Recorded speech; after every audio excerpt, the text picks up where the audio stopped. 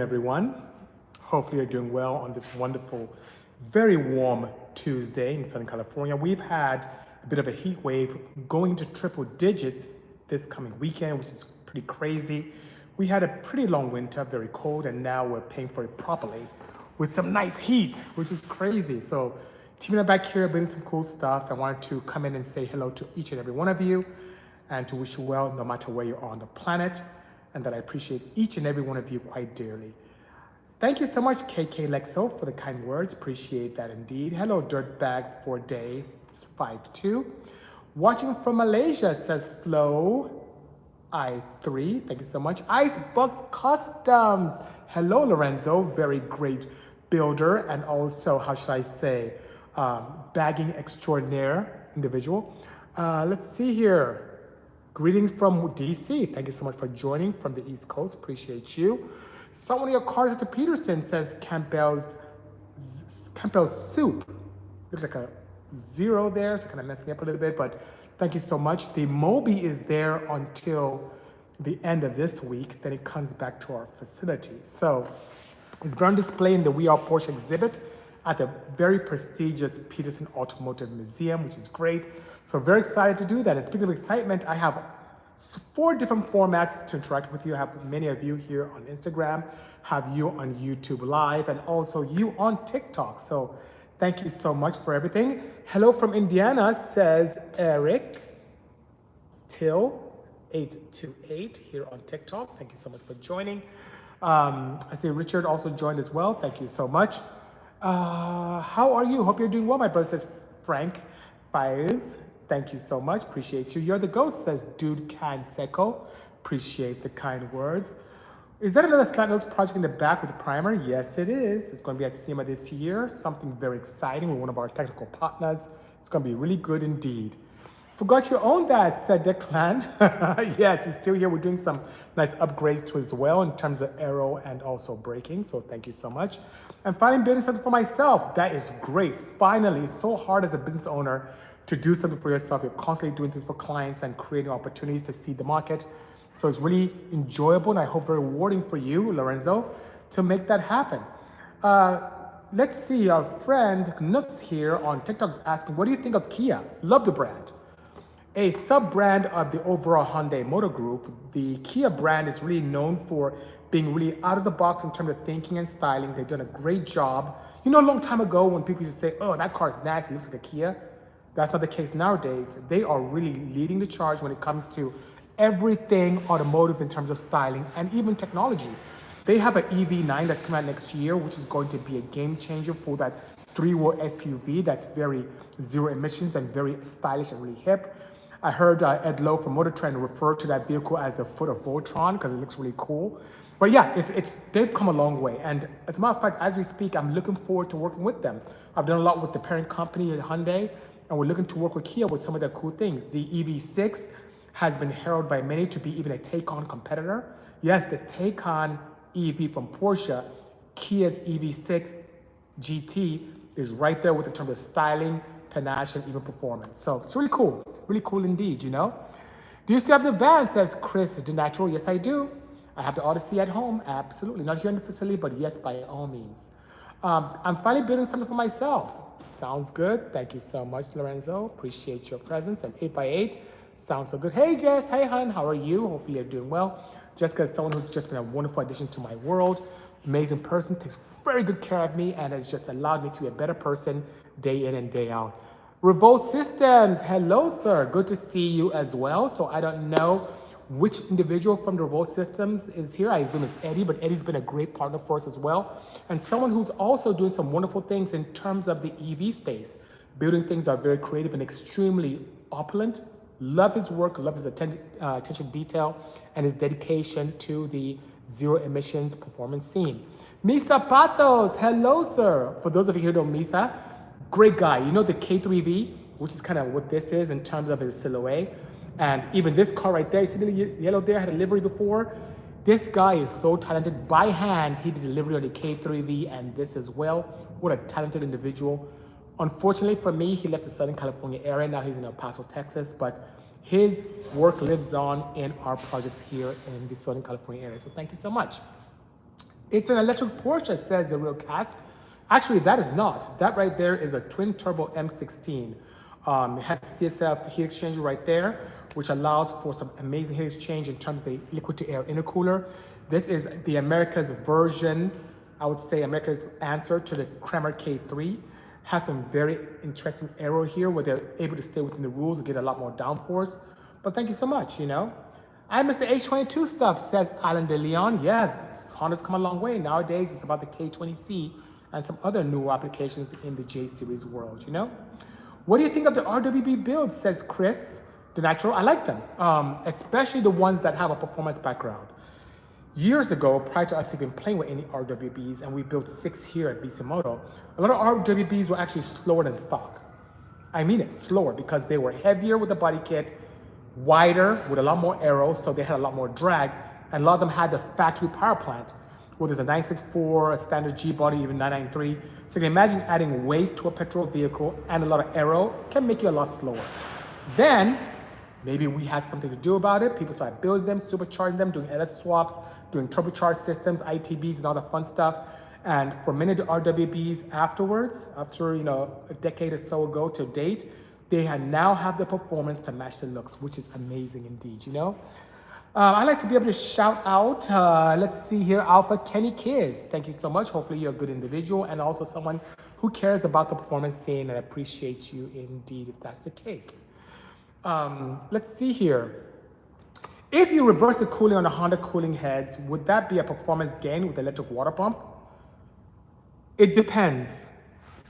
From what I have seen, a lot of manufacturers tend to cool the block and push towards the head. It's just the nature of how the water pump works, which is fine. But you, especially if you run a drag car that needs some significant head cooling, it would be okay to reverse it and go head first, use electric water pump. What I have done is I've used the very same protocol going through the water pump aperture on my performance builds using a Messier pump.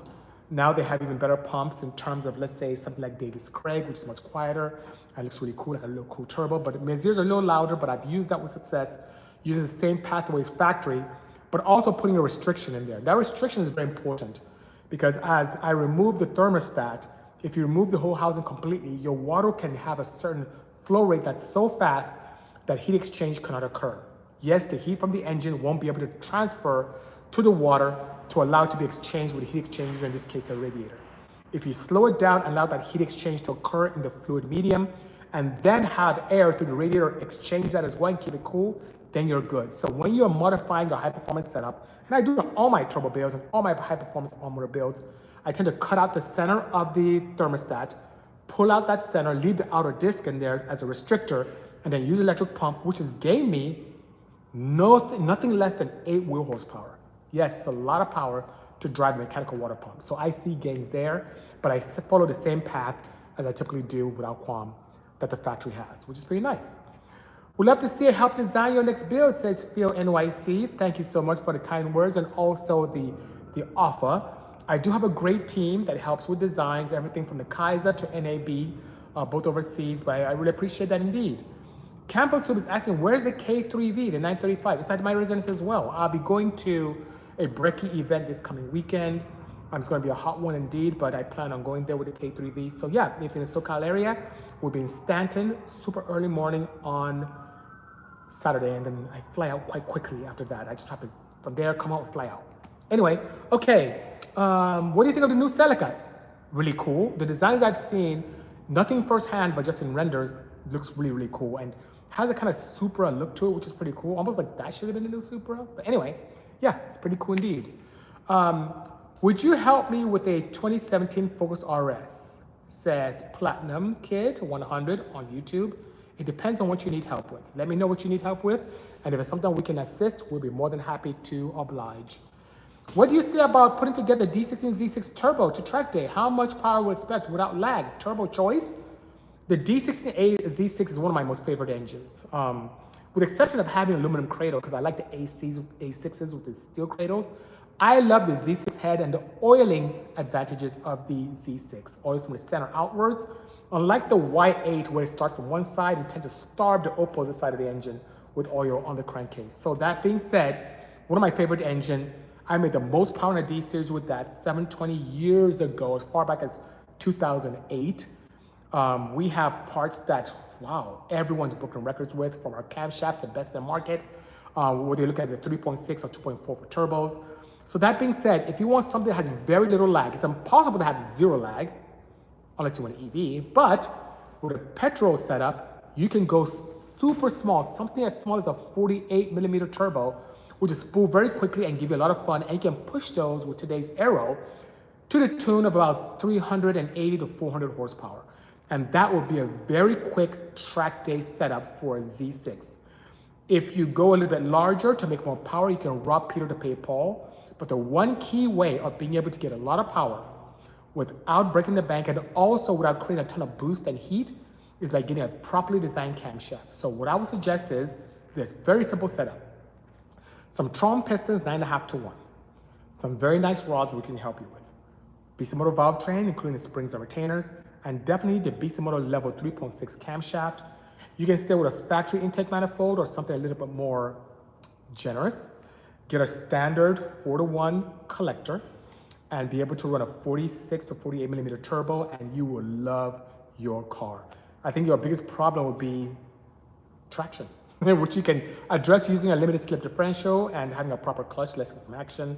So that being said, that's kind of a little recipe for a very reliable Z6, and you'll love it. Let me know how that works out. And if you're allowed to even run E85, that's even better because it gives you the cooling and also the protection you may want from a fuel that's not only cost effective, but also extremely robust in terms of keeping detonation at bay, having a very high octane rating per se, without being super expensive and a little bit better for the environment as well, you know?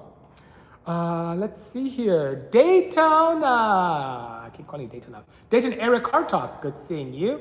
You should come to Ohio for the Red Brick. I heard about the Red Brick reunion in August, and you say you offered your Cayman. You are so kind. Let me see what I can do to come out there with the team. That'd be really a nice little field trip indeed.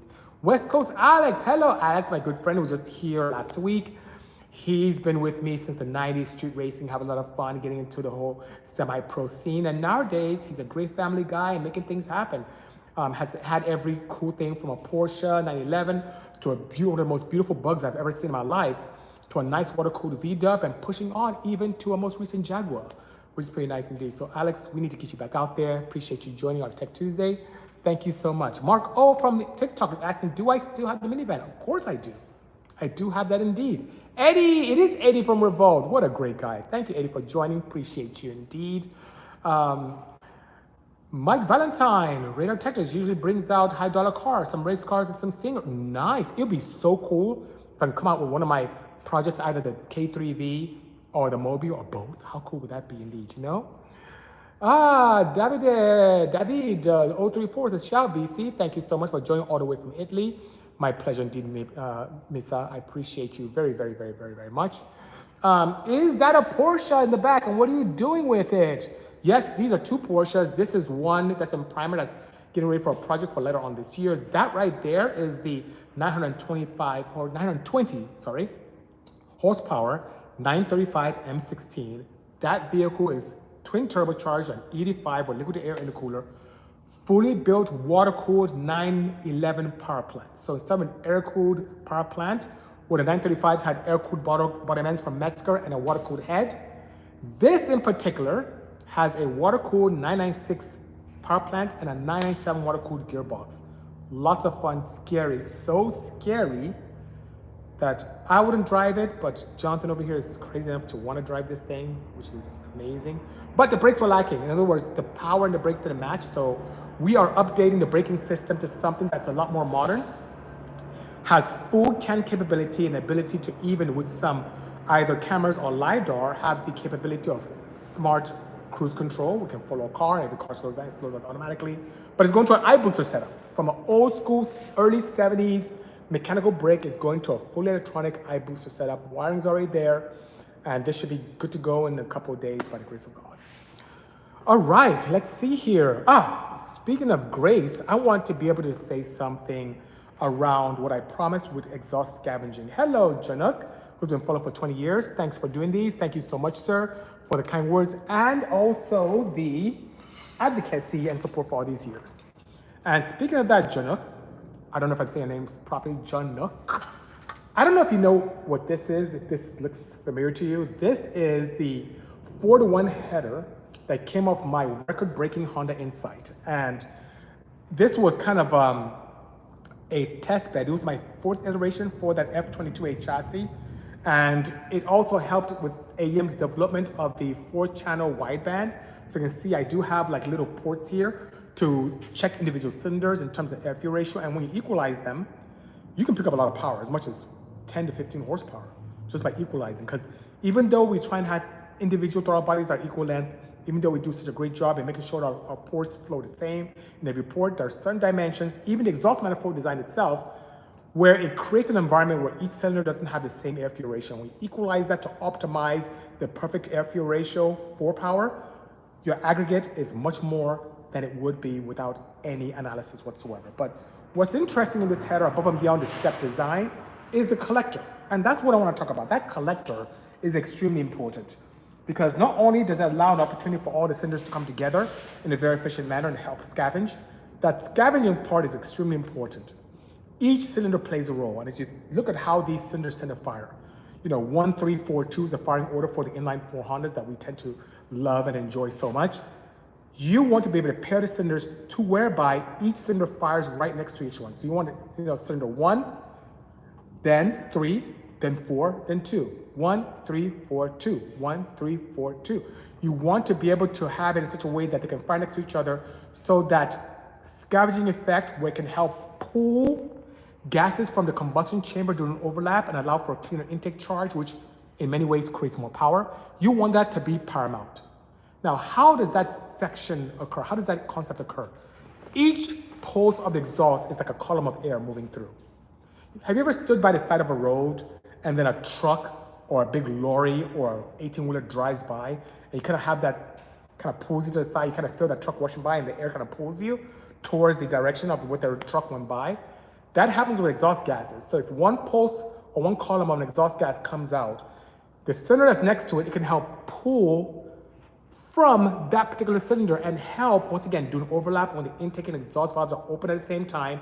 You have unburned hydrocarbons, and you get those unburned hydrocarbons out to allow the combustion chamber to close and get a cleaner intake mixture. It results in good power. So it's very, very key. So that's why when you see some headers out there that have a press bent collector, no good.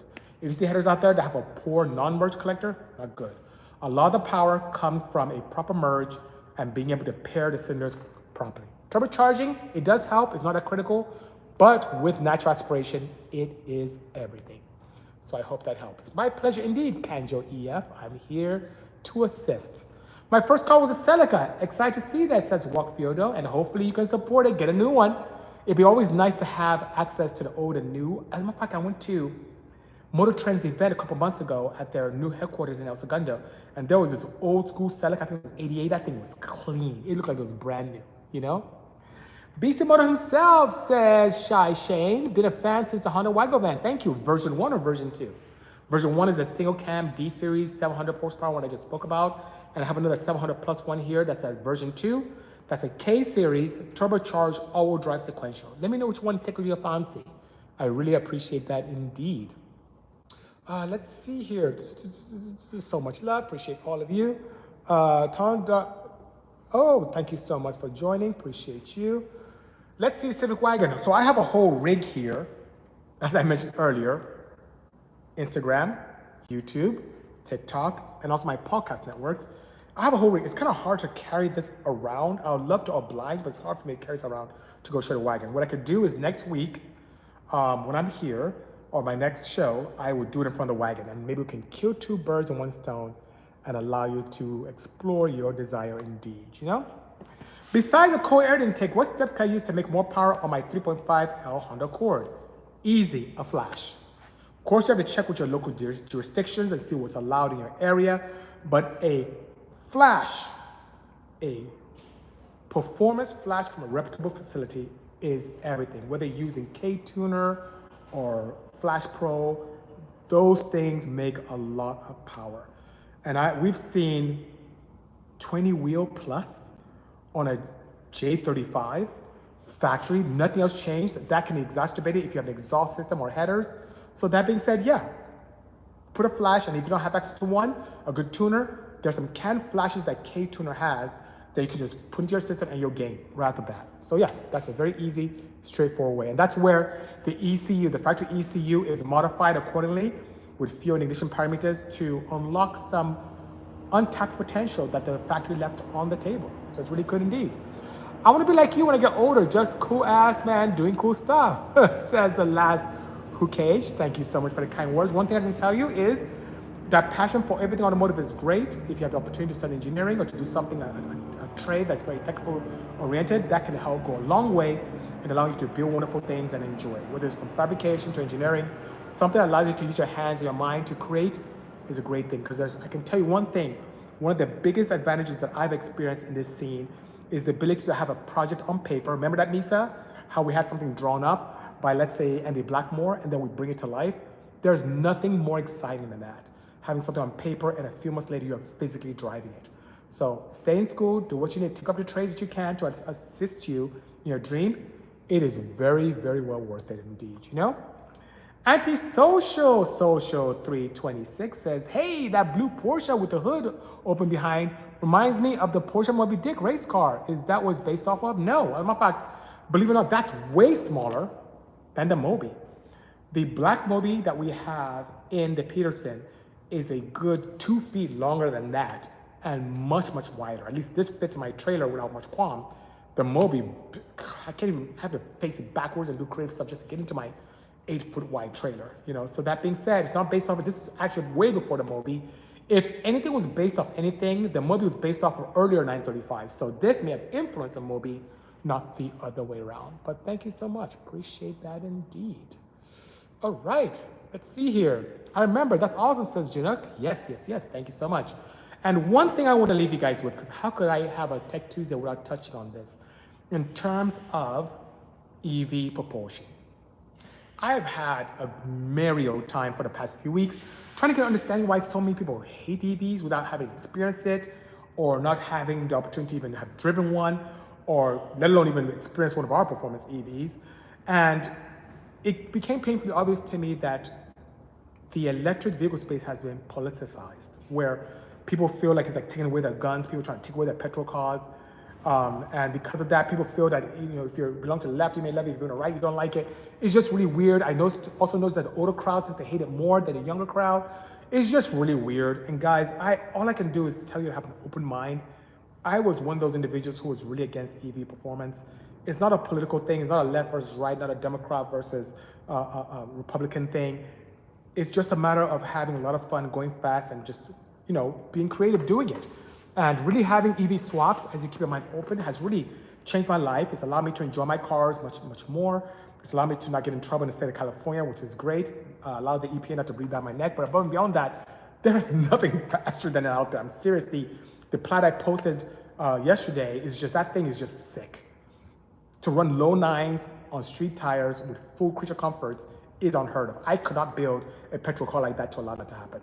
Even my lower horsepower K3 EV, which is electric, is much faster than that. So that being said, please, please, please don't let it be a political thing. It's really, it could be a choice. No one's trying to take away your petrol cars. I have petrols here and EVs here. Even this gray one's going to stay petrol. I love them all, but some days and many days and not, I want to have fun and go fast with zero emissions. And honestly, the EV stuff fits the bill quite nicely. And allows me to be very creative and tunable as well, you know? Let's see here. Is that Sheriff Corvette on your page actually a real cop car? Says George Haddock 1. Yes, and kind of yes. So what do I mean by yes? It's owned by a Riverside sheriff.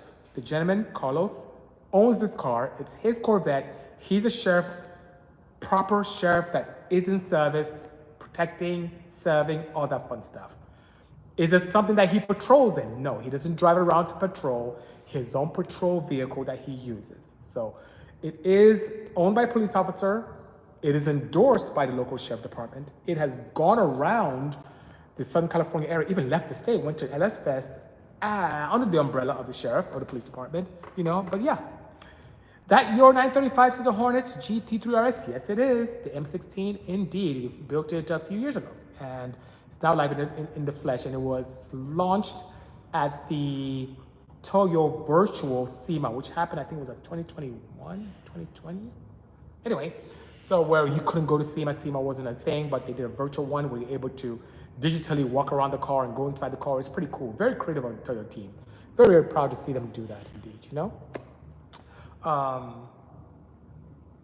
Is there anything to the circular motion of the flow once they are paired in order, says Tall Black Tuning Brand? Yes, there is.